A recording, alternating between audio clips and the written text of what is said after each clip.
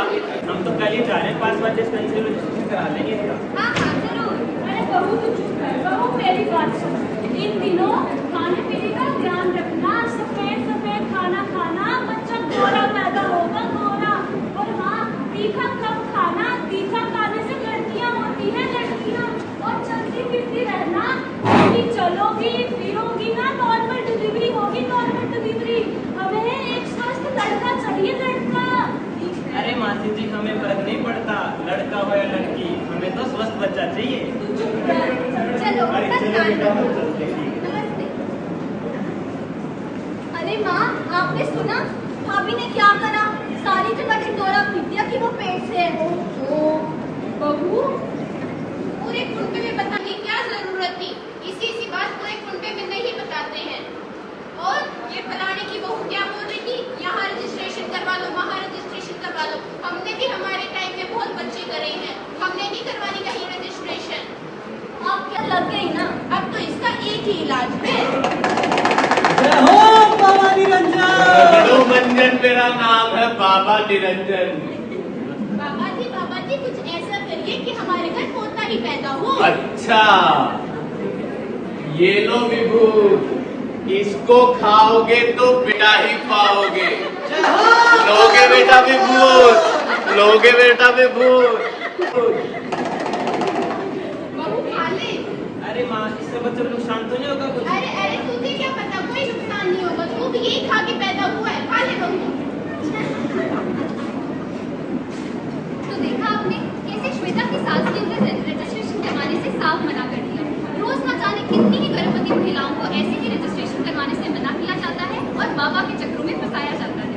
आइए देखते हैं अगला दिन। जी नमस्कार। नमस्ते। हम आशा वर्कर हैं, 5 साल डिस्पेंसरी में काम करते हैं। हमने सुना है यहाँ गर्भवती महिला है। मेरी वाइफ श्वेता है। और श्वेता जी कैसी हैं आप? जी मैं ठीक हूँ। क्या आपने रजिस्ट्रेशन करवाया? जी हाँ, मेरी ठीक है। क्या मेरी जेठानी है, उन्होंने मेरे को रजिस्ट्रेशन के बारे में बताया तो था, लेकिन मेरी सासू माँ ने मना कर दिया। तो आज हम आपको रजिस्ट्रेशन की प्रक्रिया के बारे में बताएंगे। गर्भावस्था के दौरान माता और शिशु का स्वास्थ्य बहुत ही महत्वपूर्ण है। इसी को ध्यान में रखते हुए सरकार ने जननी शिशु सुरक्षा कार्यक्रम की शुरुआत की। इस कार्यक्रम के तहत माता को सुरक्षित प्रसव और देखभाल की सुविधा मिलती है। आज मैं आपको इस योजना के तहत इसकी सुविधा और पंजीकरण प्रक्रिया के बारे में बताने आई हूँ। इसमें माता को सबसे पहले आपको क्या करना है कि शुरुआत के 3 महीनों में अपने नजदीकी स्वास्थ्य केंद्र या आशा कार्यकर्ता से संपर्क करना और उसके बाद माँ और शिशु का सुरक्षा कार्ड बनवाना है। इसके बाद माता की 4 बार जांच अवश्य करानी है। इसमें पहली जांच होगी 12 हफ्ते के अंदर, दूसरी जांच होगी 16 से 24 हफ्ते के बीच, तीसरी जांच होगी 28 से 34 हफ्तों के बीच और चौथी जांच होगी 36 से 40 हफ्ते। इसके साथ साथ माता का टीकाकरण भी आवश्यक है। इसमें टीटी यानी टिटनस नामक टीका लगाया जाता है, जो माता और बच्चे को जानलेवा बीमारी से बचाता है।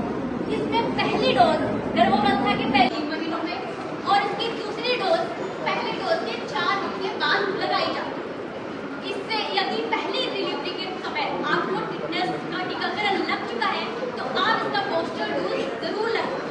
इस योजना के तहत निःशुल्क डिलीवरी की सुविधा, दवाइयाँ, भोजन की सुविधा उपलब्ध कराई जाती है। धन्यवाद।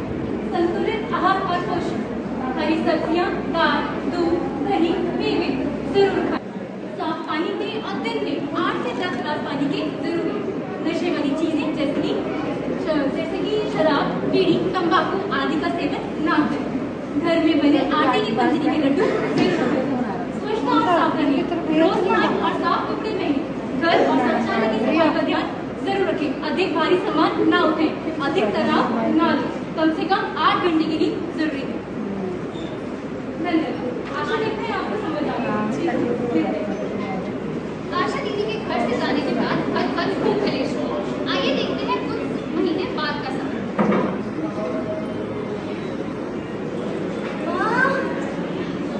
दीदी, अभी क्या हुआ? ठीक है तू? मुझे लग रहा है मेरा दर्द शुरू हो गया है। डॉक्टर को कॉल मैं तो बोल करता हूँ। क्यों परेशान हो रहे? जब पास वाली दाई अम्मा को बुला ला। दीदी, अम्मा जी, अम्मा जल्दी चलो।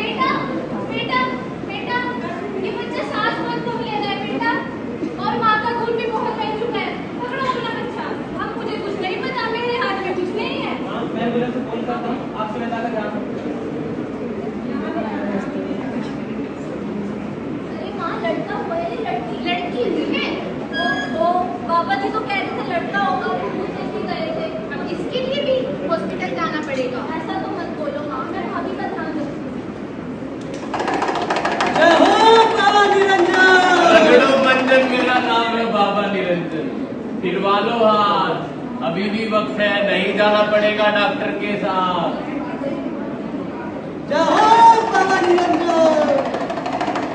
गाय के पतली गली से निकल जाने के बाद और बच्चा और माँ की जान खतरे में डालने के बाद उन्हें अस्पताल ले जाया गया। अरे इसे क्या हो गया है? बोला करो तुम्हें जांच के दौरान डिलीवरी केवल अस्पताल में कराए। करते रहो ना, करती ना बच्चे और माँ की सेहत खराब। डिलीवरी केवल अस्पताल में करवाए, गर्भावस्था के दौरान नियमित जांच कराए। माँ और बता रही है। अरे अरे ये क्या कर रही हो तुम? बच्चे को शहद चटा दो ताकि वो मेरे जैसा हो। तुम्हें पता भी है बच्चे को शहद चटाने से क्या नुकसान हो सकते हैं? बच्चे को शहद चटाने से